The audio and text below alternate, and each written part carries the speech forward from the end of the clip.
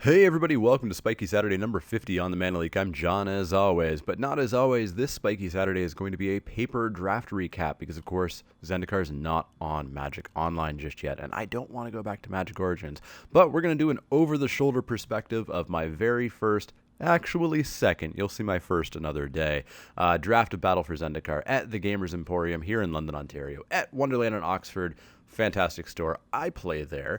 Amazing people play there. If you happen to be in London or happen to be coming through London, Ontario, Canada, that is, not the one in England, stop by the Gamers Emporium. It's fantastic. Definitely check it out. We do drafts every single F&M.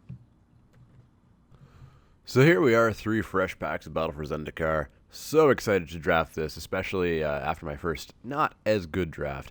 I go right to the rare, and it's an Akum Hellkite, which I had 2 of in my Sunday pre-release, so I wasn't terribly excited about taking another one. It was fine, but I think it might have been better than sealed. There was a Sure Strike there, but that's obviously not first pickable. Lifespring Druid. I thought about Flyers, because Flyers seems pretty solid. There's a Ruination Guide, which I do really like. It puts you into colorless. It helps out with Awaken. It helps out with tons of stuff in the format. I really do like Ruination Guide, so it got pushed to the front pretty quickly, along with an Expedition Envoy. But I wanted to go through Ruination Guide and see if I could get colorless going.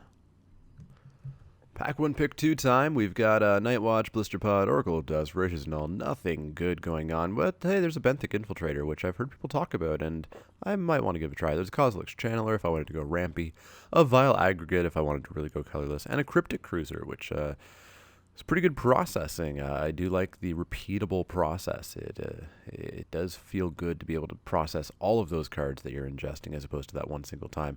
Vile Aggregate I had played in my first draft, and I fully see the power, and I think it is good. I just had some very bad matches in my first draft, but I didn't want to really go down that road again already. So I kind of wanted to stick to one color to start. I had taken a blue card to start, so I was really looking at the Infiltrator or the Cryptic Cruiser, and I decided that I wanted to go with the Benthic Infiltrator. I wanted to just see how it could do. Is 1/4 unblockable actually any good? Pack 1, pick 3, we've got an Eyeless Watcher, an Eldrazi Devastator, a Wavewing Elemental, a foil Lithomancer's Focus. There was an Ulamog's Despoiler there. I wasn't quite sure what I wanted here. I knew that I wanted to be blue, so I did put the Elemental to the front, even though it's not the best of cards in draft, I think, even though it is pretty solid in sealed. Ulamog's Reclaimer, not Despoiler, sorry.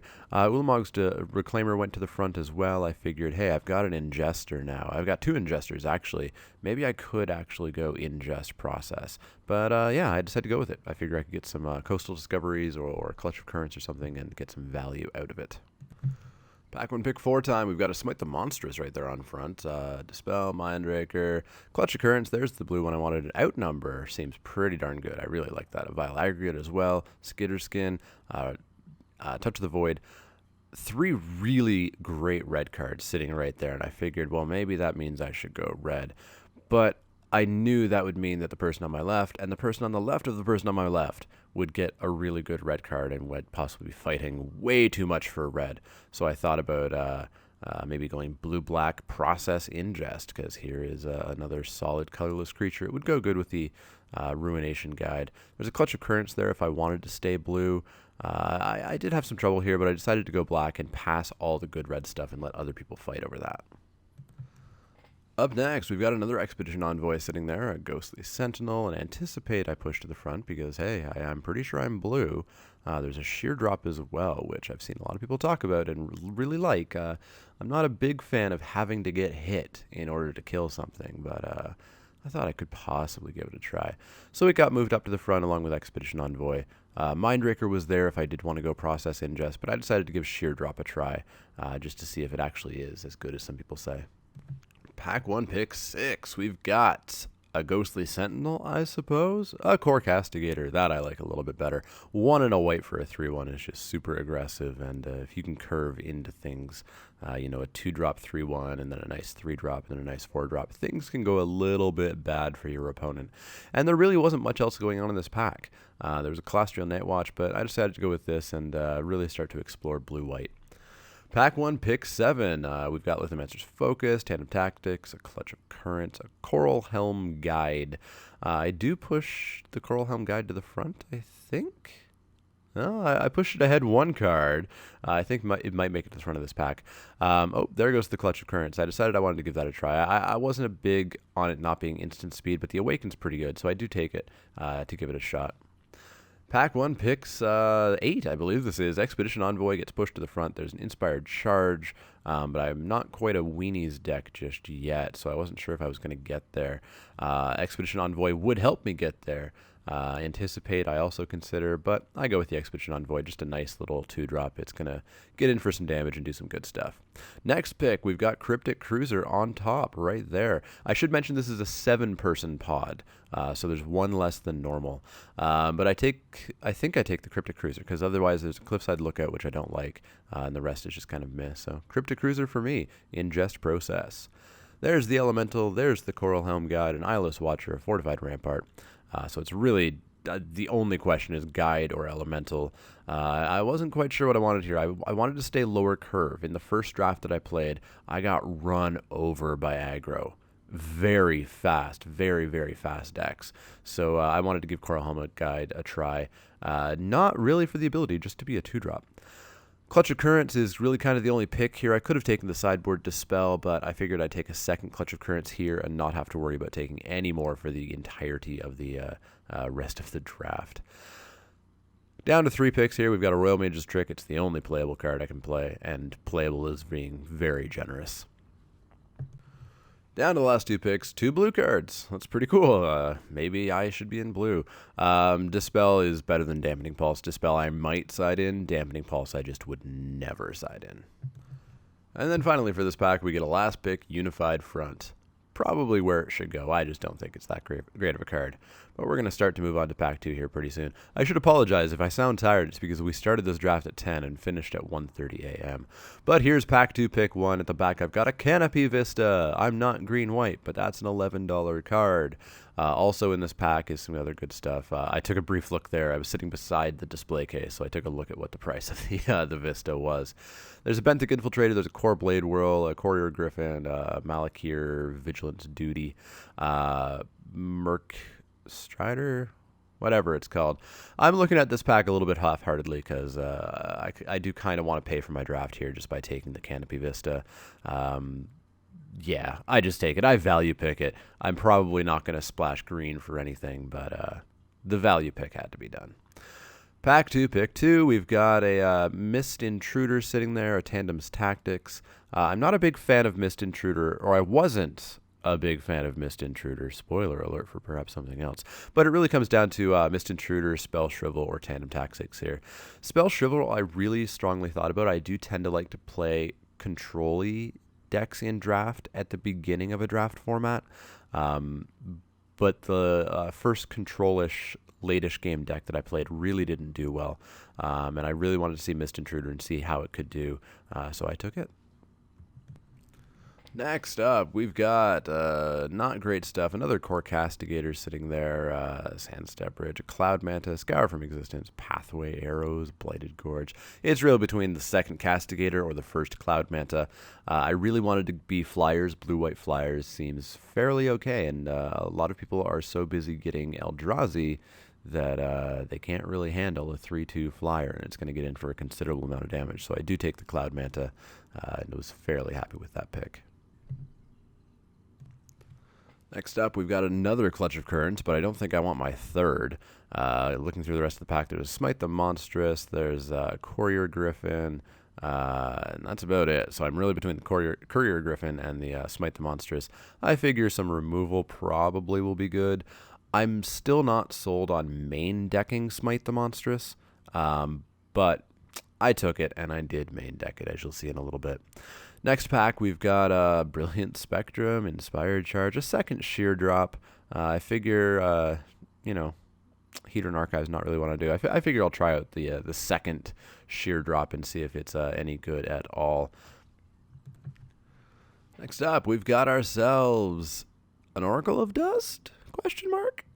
That's about it, really. Oracle of Dust or Stonehaven Medic. Stonehaven Medic isn't really what I want to be doing, so I guess Oracle of Dust. It's fine, and it does block really well, so I wasn't upset having it, but that pack was a little bit weak in my colors.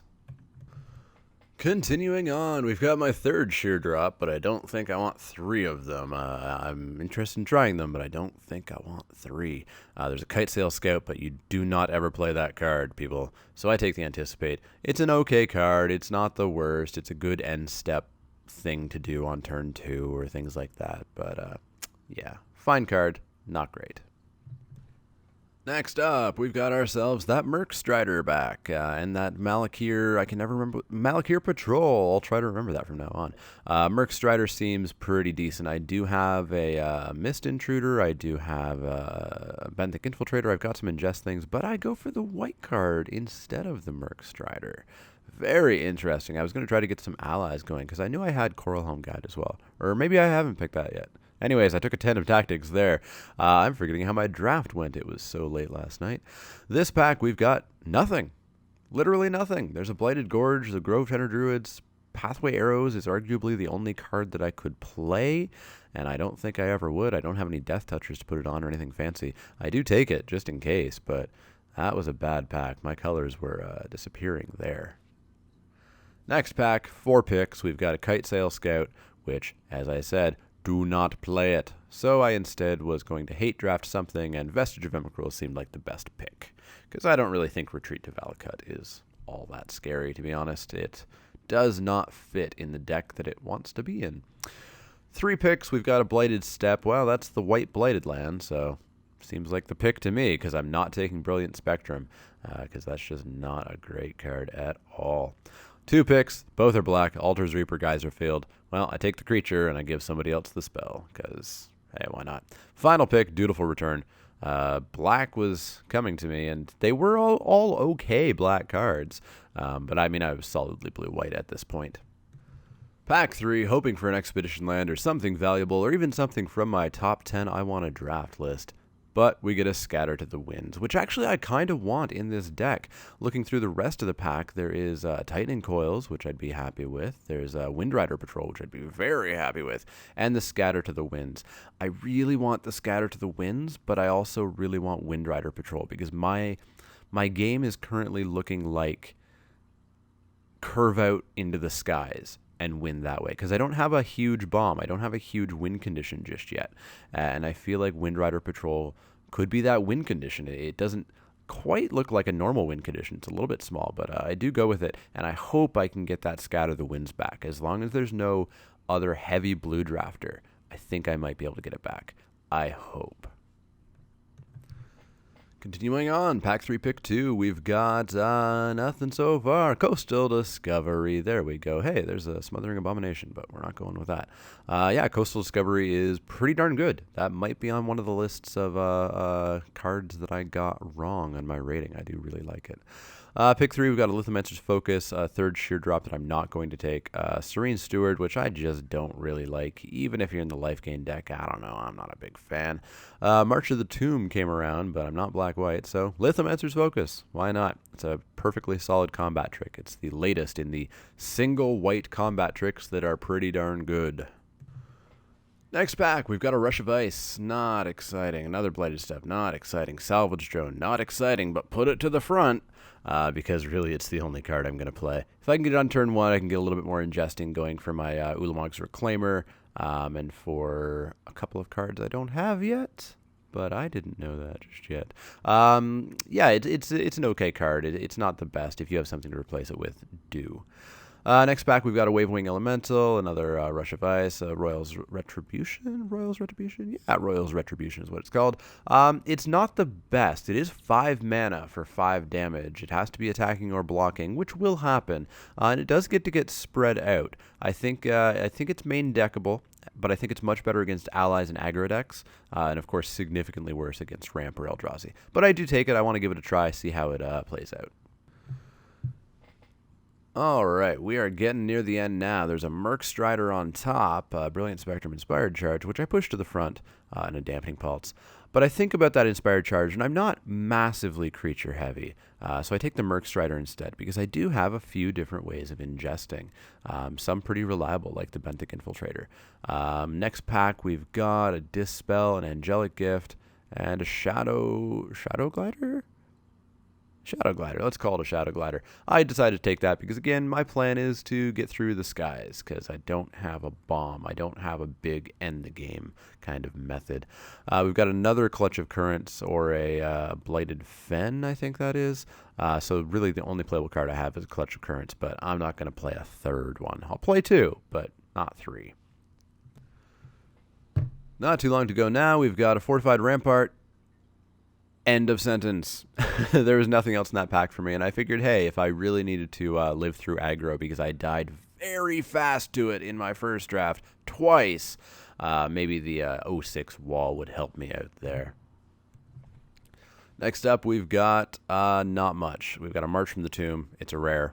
Why not? There was nothing else in the pack for me. And hey, I'm totally okay not allowing allies to get an even better card.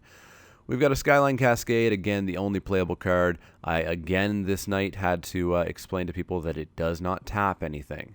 It only stops something from on-tapping.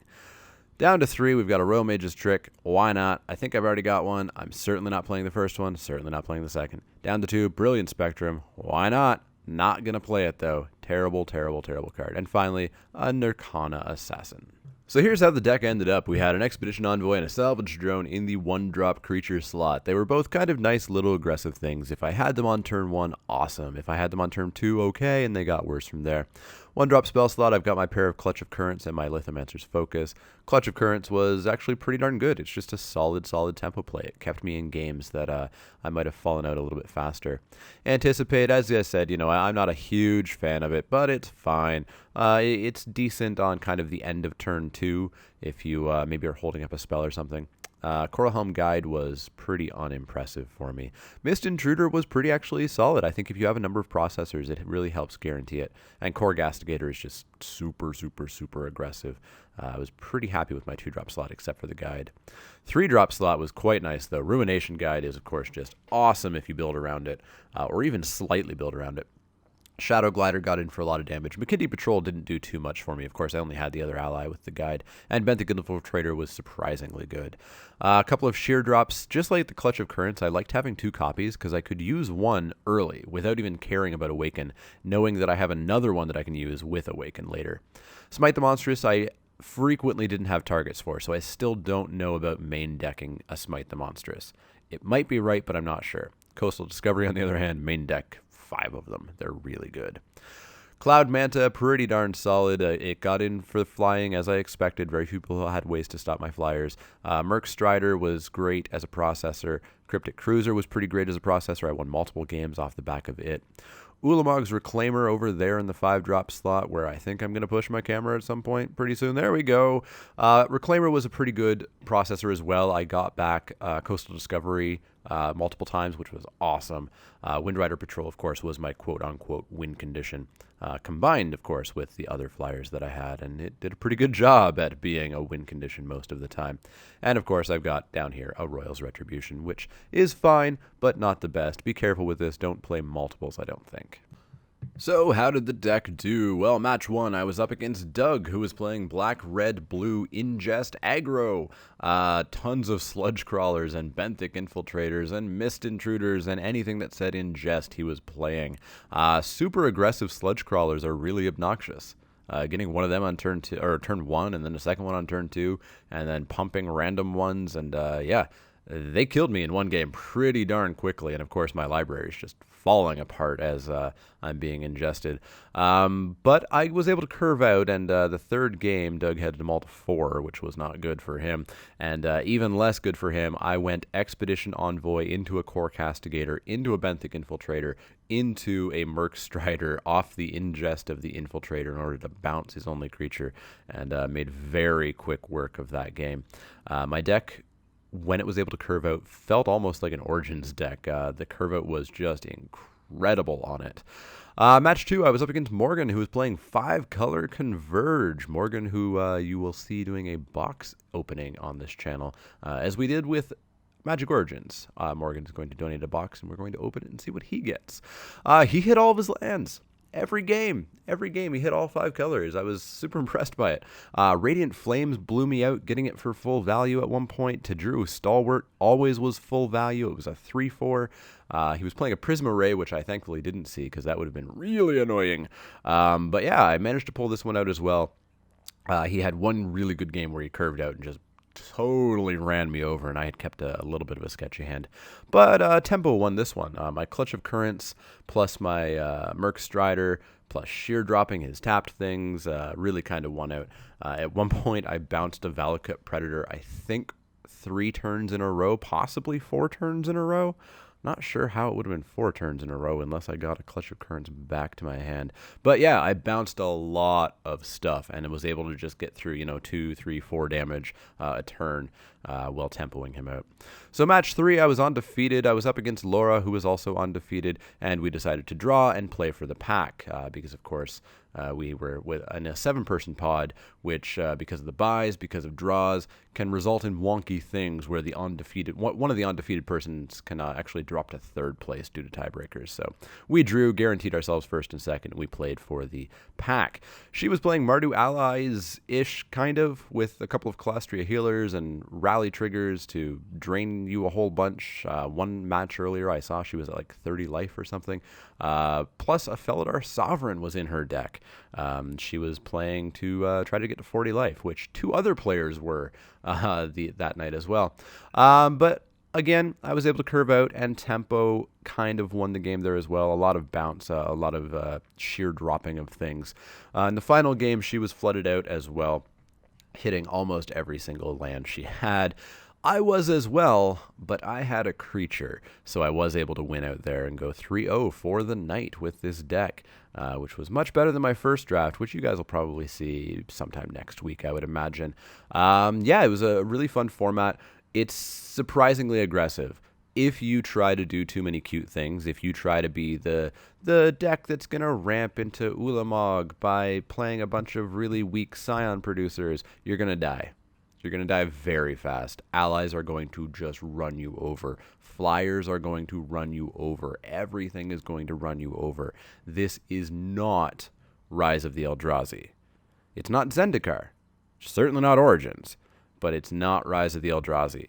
Keep that in mind. There are very fast decks that are here to keep you in check, so be very careful. I think I made that mistake with my first draft. But you guys will hear about that a little bit later. But that's going to wrap it up for the very first Battle for Zendikar draft paper recap. We will be drafting Battle for Zendikar very shortly when it comes on Magic Online. But for now, this is the draft content that I can produce for you, and I like getting this out as soon as possible so you guys can see what a real-life draft looks like right from the start. But as always, if you have any questions, comments, or suggestions, you can find me on Twitter at The Mana Leak. That's L-E-E-K, like the vegetable, not the card. And you can also find me on Facebook at facebook.com/TheManaLeak. You've already found me here on YouTube. You've got the comment section down below. Let me know how your first F&M went, if it was a draft. If it was Standard, let me know how Standard's going. I don't super follow Standard, but I definitely plan to at some point. So let me know how your first Battle for Zendikar F&M was down in the comments. Let me know what you thought about the deck. Let me know anything down in the comments below. As well, like and subscribe if you like my content, please. And as always, if you have any questions, comments, or suggestions, let me know. Otherwise, I will see you all next time.